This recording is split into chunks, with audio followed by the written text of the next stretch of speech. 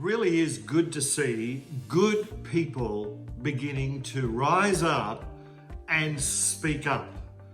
For a long time, in fact, at least a couple of decades now, we've seen an overwhelming supply of leftism, socialism, and humanistic points of view invading the political realm, invading the world, where good, solid Judeo-Christian values have been eroded to the point where laws have been changed, where the tolerance for family corruption, the values of family being corrupted, eroded, where our school system now has compromised and given over to educating children in a manner that even 20 years ago the world would have been horrified over, and yet it's not only tolerated but it's embraced.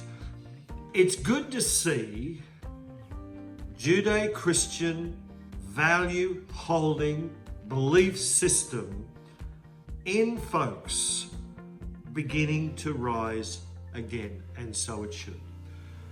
You see, I would suggest if you embrace the Christian set of values or the Judeo-Christian set of values, that you do something about it. Now, here's what I would suggest you don't do.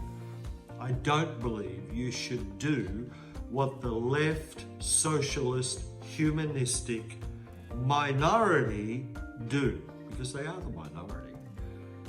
I do suggest, number one, if you're a Christian, that you pray. Number one. Number two, if you have an interest in politics at all, that you go in that direction. You see, if you would, it's not for me. I'm just not into politics. I like to watch it on TV, keep myself up to date, but it's not my world. Some people have a persuasion in that way, and it is good to see. It would be good. I would encourage you to get on in there and bring that Judeo-Christian set of values back in. You see, we don't have a long time. I would say, if we were to let it go for another 10 years, it'd be too late. It's hard to put a timeline on those things. But I would say this: evil only wins when good people do nothing. Good people have got to stand up. It's no good doing what the left, socialist, humanistic people do. We're going to do what Christians would do. Number one, pray. Number two, if you have a thing for the political world, get involved. Run for your local member. As a local member, get in there. It'd be wonderful to see that. And thirdly, have conversations. Have conversations with friends. You got to know what you believe. You got to know what those values are. You've got to know what those values are in the Judeo-Christian world that has supported the Western world for hundreds of years. Why we have stability. You know, gender is being questioned. Dearie me. In some states, you get a license, your gender's not mentioned there. These days, when you marry somebody, it's staggering that you have party one, party two, or X.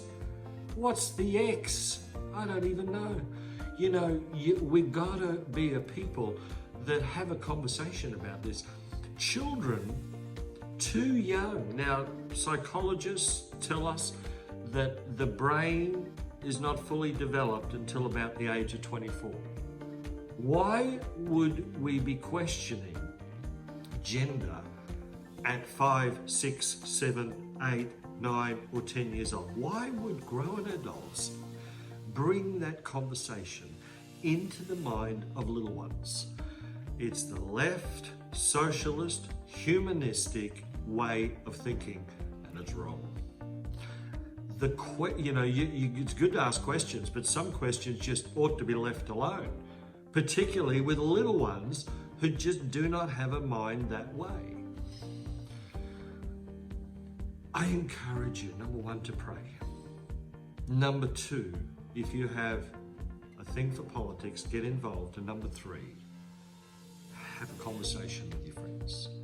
Begin to ask the questions. One of the questions is, what's it doing for you? The world's been just so distracted by global warming, and I'm not getting into this, that we've been overwhelmed by that discussion, where a lot of other laws have come in and have completely hoodwinked the Western world. It's an epidemic. You think the virus is an epidemic? Well, it is. But this way of thinking is also an epidemic. And I'll tell you what, it was the Judeo-Christian set of values that caused Australia to be solid. It caused the United States to be solid and strong, the United Kingdom to be solid and strong, Canada to be solid and strong, and so many other countries. What's going on? We let it, as we say in Australia, we let it go through to the keeper. It's a cricket term where the ball goes through to the keeper. We just let it go by. Now we sort of didn't like it. The majority became quiet while the minority spoke up. You see, they put their folks into politics and they started passing laws. They marching in the streets, and we tolerated this. I'm not suggesting violence, goodness gracious, no. Number one, pray. Number two, get involved in politics. And number three, have a conversation with your friends. Know what you're talking about. And I believe God, if we do these sorts of things, will give us wisdom and change the tide. The Bible says that when evil abounds, grace much more abounds. Let the grace of God be with you to enable you the wisdom to have that type of conversation in a way that'll help people understand.